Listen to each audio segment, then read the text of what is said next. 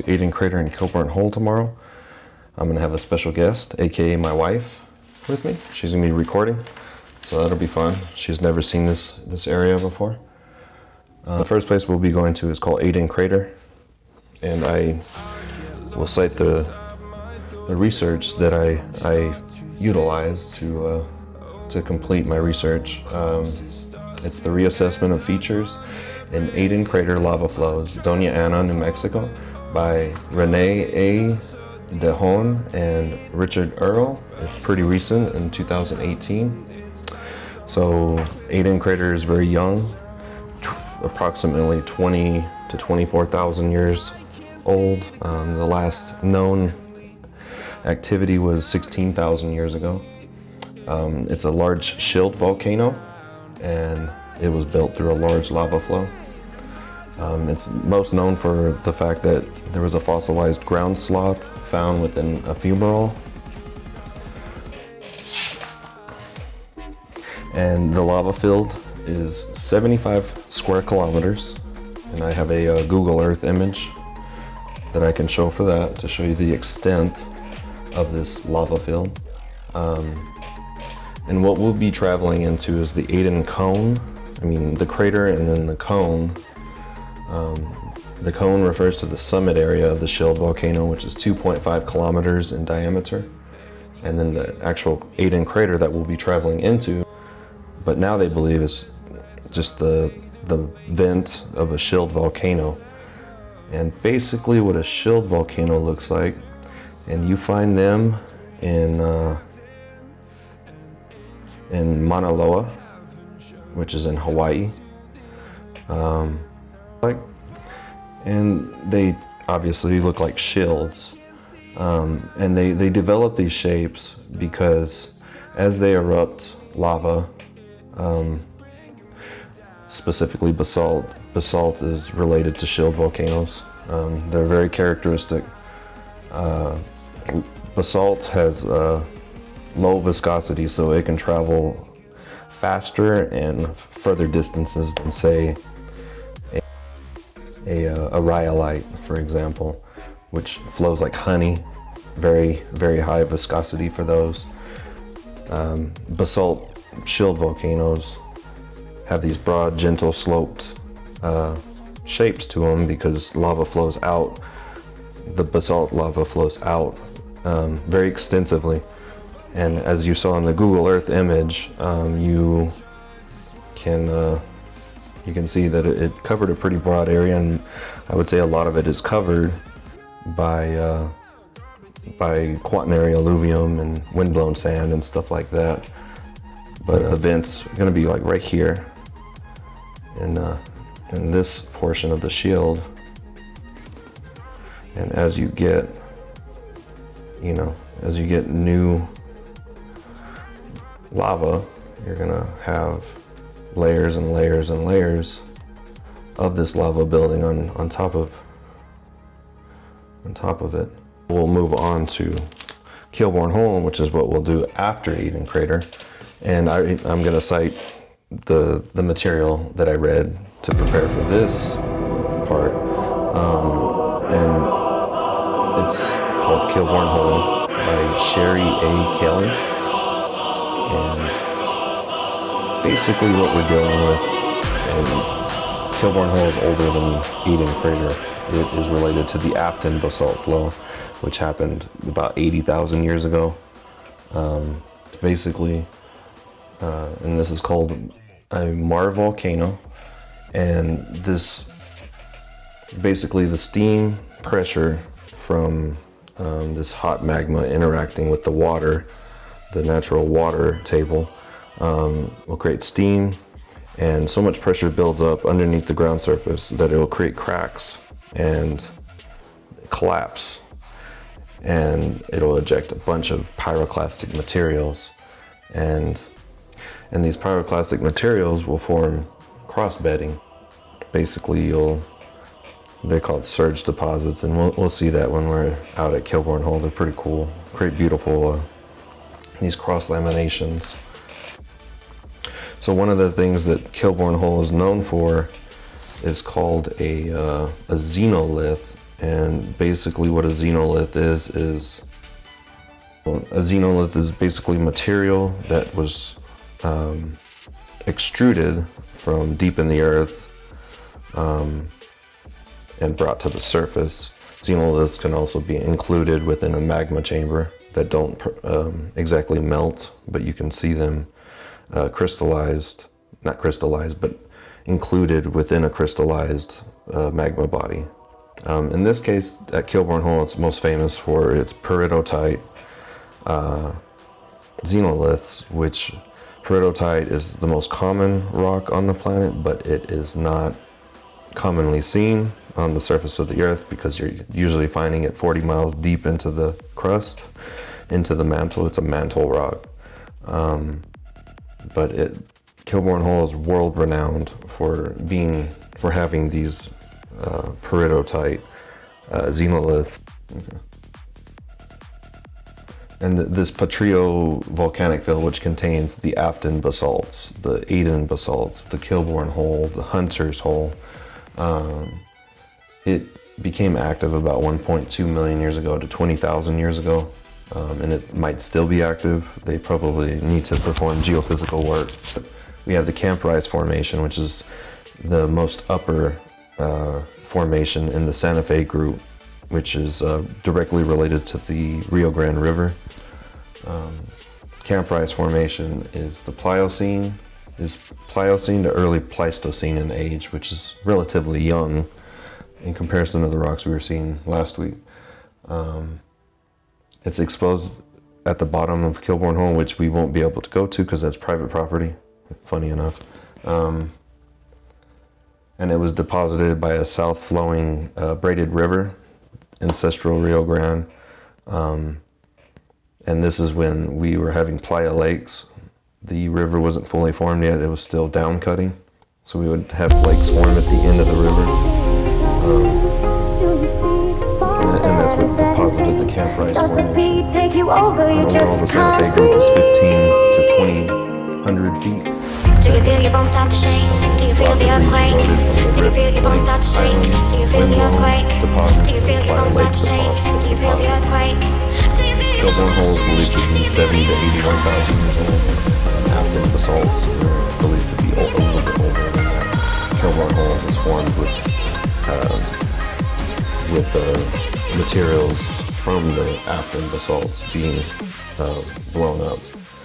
And it's possible that the magma chamber that produced the Aden basalt produced Kilbourne Hole. Other things we'll see is things such as volcanic bombs, volcanic sags, and the xenoliths, like I talked about a little bit earlier. And that's it. Let's get hiking.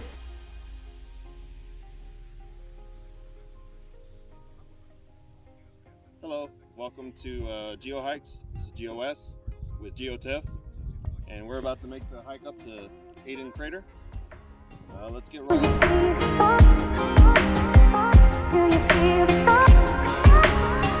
Do you see the spark? Do you feel the fire inside of me? Do you see the sparks that I'm setting free? Does the beat take you over? You just can't breathe. Do you feel your bones start to shake? Do you feel the earthquake? Do you feel your bones start to shake? Do you feel the earthquake? Do you feel your bones start to shake? Do you feel the earthquake? Do you feel your bones start to shake? Do you feel the earthquake? Do you feel your bones start to shake? Take you out. Do you feel your bones start to shake? Does the beat take you? Do you feel your bones start to shake? Take you out. Do you feel your bones start to shake? Does the beat take you? Do you feel your bones start to shake? Take you out. Do you feel your bones start to shake? Does the beat take you? Do you feel your bones start to shake?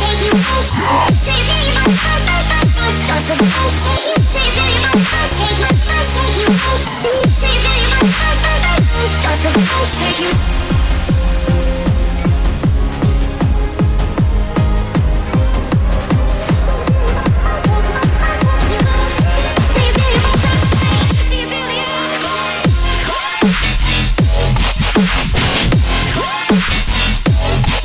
Come on.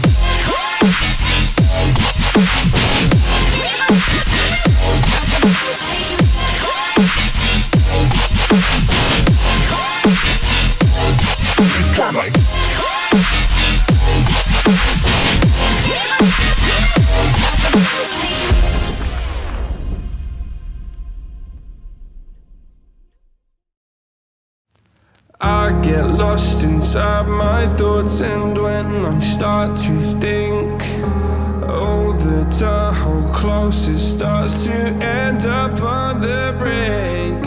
I tried so hard, but all these scars, they cut so deep I bleed.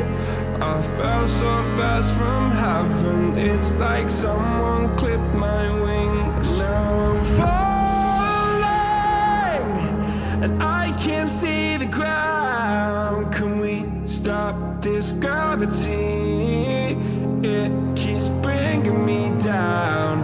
I can't breathe, and I don't wanna die. Can we stop this gravity? 'Cause I don't wanna say goodbye.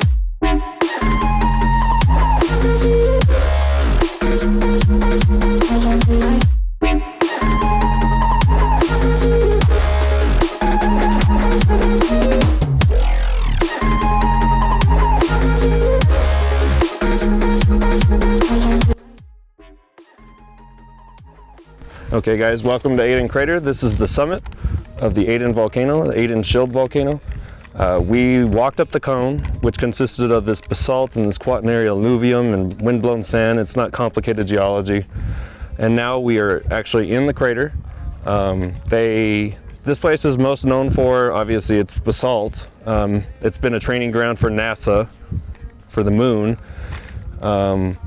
And also the fact that they found a fossilized ground sloth in a fumarole, and its guano, which is fossilized poop, in one of these fumaroles. So I'll be showing you fumaroles and some other features that you see in this crater. Okay, now we're hiking into the crater. What we're walking over is basalt. And it's a good way to tell that this cold at the surface is all this basically holes, this vitreosity that's within the basalt allows you to identify that it's cold at the surface.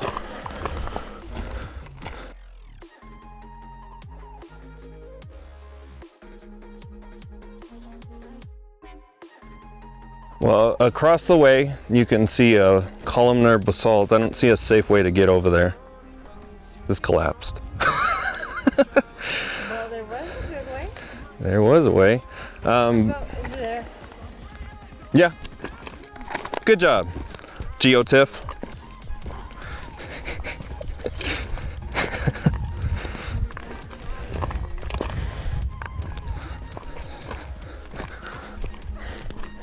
So actually what we're about to walk over is also a lava tube or a fumarole, and that's where volcanic gases escape. So okay, now we can look at the columnar basalt. So columnar basalt forms as the lava extrudes. It cools and expands, and it creates these shapes, these hexagonal shapes.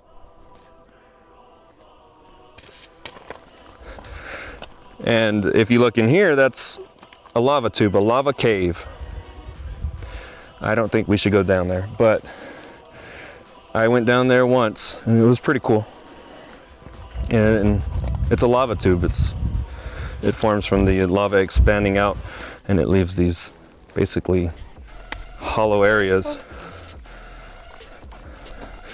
Okay, and now we can head to the other side of the caldera. It's a decent walk.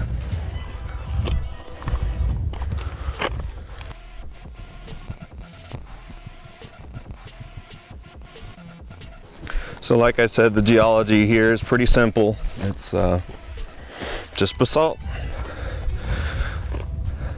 And the research that I cited in the previous section, the research section, they were able to identify 4 different facies, flow facies. I didn't want to get that complicated with it, but so they're according to this recent research here, they're able to identify 4 different flow characteristics of this volcano. I'm guessing that means 4 different flow regimes, flow instances.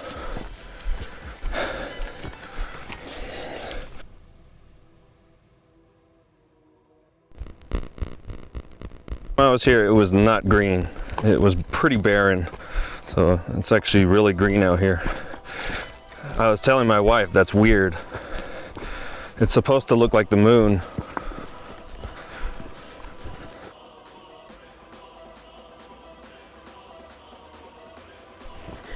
And supposedly the last activity in this volcano was 16,000 years ago, which is relatively young geologically.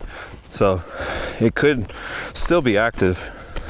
Maybe not here, but elsewhere. So what we're coming to is this very deep pit. And for the longest time, I tried to figure out what this was. And I read in the research that these are formed when lava exits the magma chamber. It leaves this basically empty void in the magma chamber, and that's what this is. During the last eruption, it created this empty void, and then it's been exposed through erosion, collapsing of overlying rock and stuff like that. It goes pretty deep, probably 300 or 400 feet. You gotta figure that's close to where the vent would be.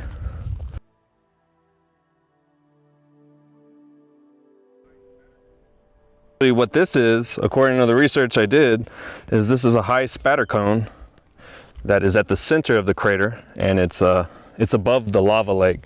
And I don't know if I said that, but this was a lava lake in this crater, and it crystallized or cooled that way.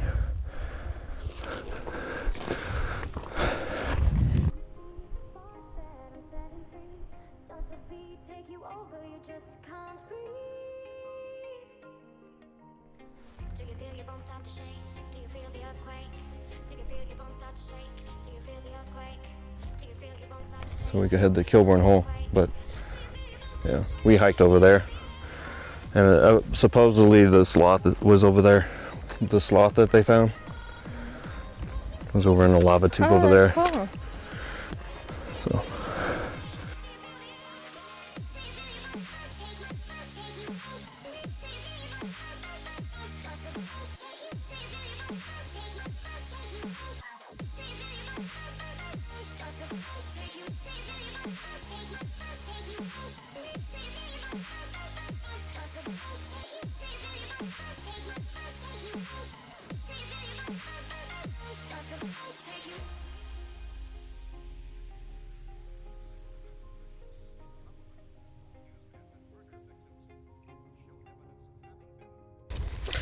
All right, so we're at Kilbourne Hole.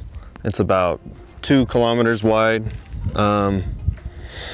This is older than Aden crater. It's about 80,000 years old. It's related to the Aden basalts. So the magma intruded into the area, came in contact with the water table that created steam pressure under the ground surface, and then that would cause cracking in the overlying ground, and it would slowly collapse, and it became this. And what we have over here is basalt, the Aden basalt, and then we have the pyroclastic surge material. Has this beautiful cross bedding that we'll look at. Let's go look at it.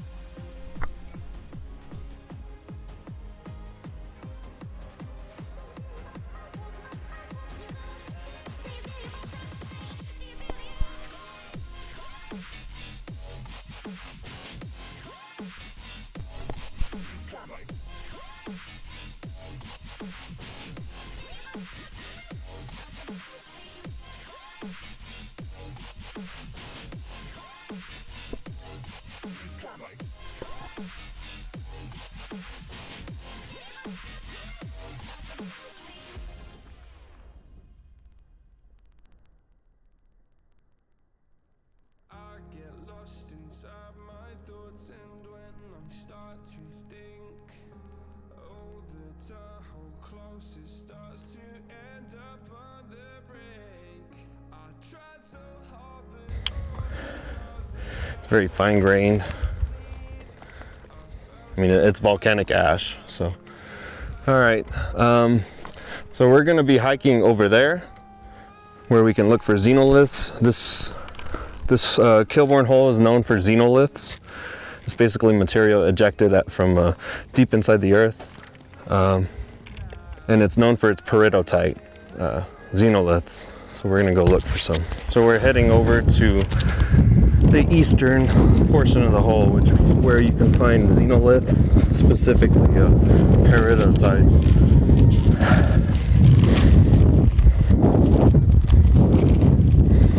And these xenoliths benefit the research of the mantle, because peridotite is a mantle rock. It's the most common rock on the planet, but it is not seen on the surface very often.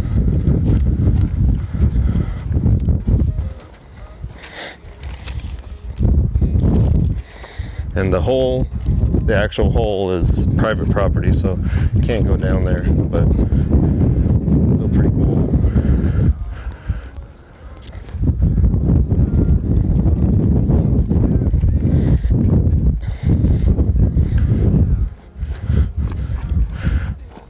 So this crater is rimmed with that Aden basalt in most portions. That was here before the explosion, the eruption happened. And that's how you know it was younger than the overlying basalt. And it vaporized that basalt, and you find it in this pyroclastic material all over the place.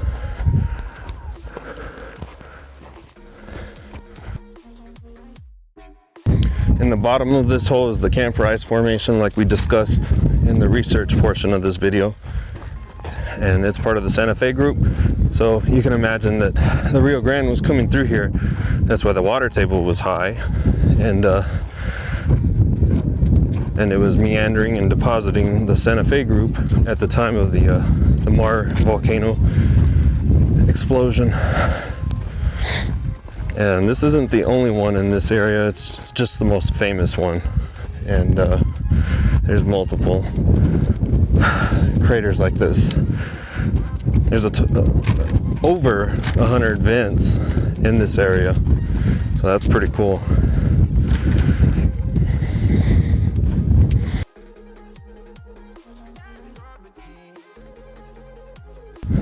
Basically, when these surge beds end, that's where we can find the xenoliths.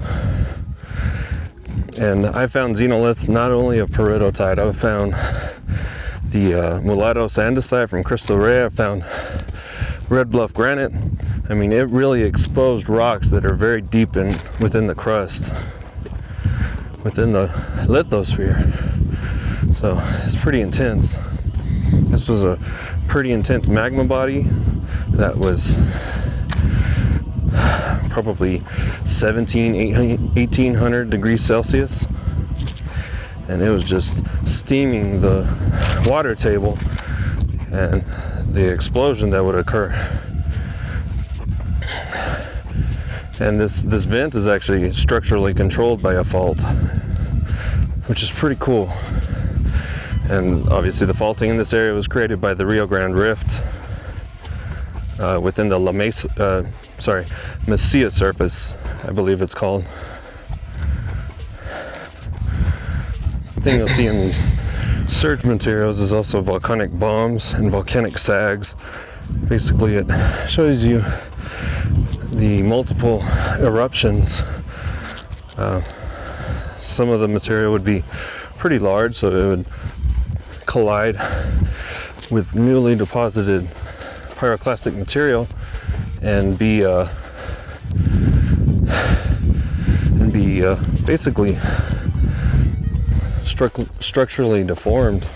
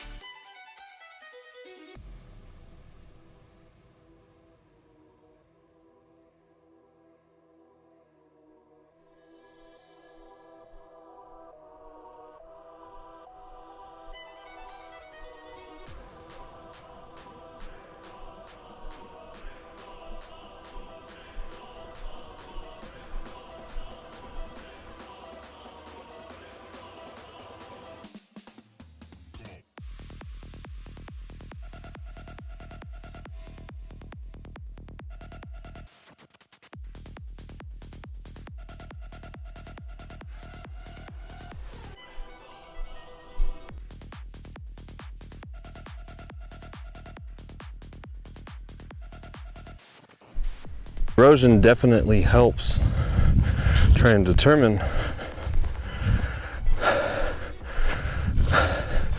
new xenoliths, because some of it was buried. And this is a very popular destination, so I wouldn't be surprised if it's hard to find xenoliths, because peridotite is picked up pretty quickly, and it erodes very easily too. So if it's exposed to the surface too long, it'll be gone.